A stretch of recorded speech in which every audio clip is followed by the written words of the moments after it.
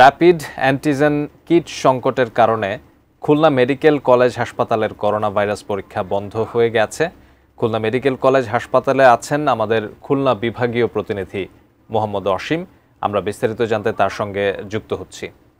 গত বৃহস্পতিবার থেকে খুলনা মেডিকেল কলেজ হাসপাতালে করোনা পরীক্ষা বন্ধ রয়েছে। এখানে যারা আসছেন সকাল থেকে আমরা দেখছি তারা কিন্তু সবাই ফিরে যাচ্ছেন, অর্থাৎ করোনার যে কিট না থাকার কারণে এখানে যারা পরীক্ষার নিচ্ছেন না। আর এই করোনার কিট না থাকার কারণে যে পরীক্ষা বন্ধ থাকার কারণে করেছেন যারা বিদেশগামী রয়েছেন তারাও। তবে খুলনা মেডিকেল কলেজ হাসপাতালের কর্তৃপক্ষ যেটা বলছেন সেটি হচ্ছে যে তাদের করোনা কিটের যে চাহিদা সেই চাহিদা সেই চাহিদা কিন্তু স্বাস্থ্য অধিদপ্তরে পাঠানো হয়েছে। তবে স্বাস্থ্য অধিদপ্তর থেকে এখনো পর্যন্ত কোনো ধরনের তাদের কিছু জানানো হয়নি যে কবে নাগাদ এই কিট আসবে আর কবে নাগাদ পুনরায় আবার যে এই করোনার পরীক্ষা শুরু হবে। আসলে এই একটি বিষয় রয়েছে। এছাড়া বরিশাল বিভাগের বরগুনা এবং পিরোজপুর জেলার রোগীরা কিন্তু এখানে এসে করোনা পরীক্ষা করে।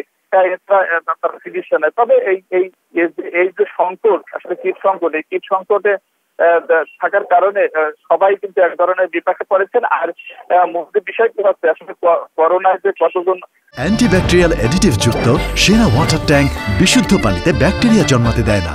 আক্রান্ত হয়েছে করোনায় পজিটিভকে নেগেটিভিটি কিন্তু বোঝা যাচ্ছে না।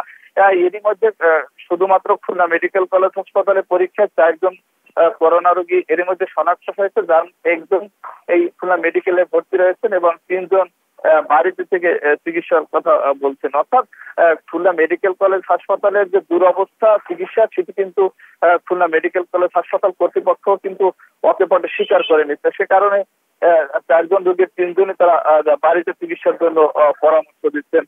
আসলে সব মিলিয়ে বলা চলে যে খুলনা মেডিকেল কলেজ হাসপাতালের এই করোনার যে চিকিৎসা, এই চিকিৎসা কিন্তু হজরল অবস্থা রয়েছেন।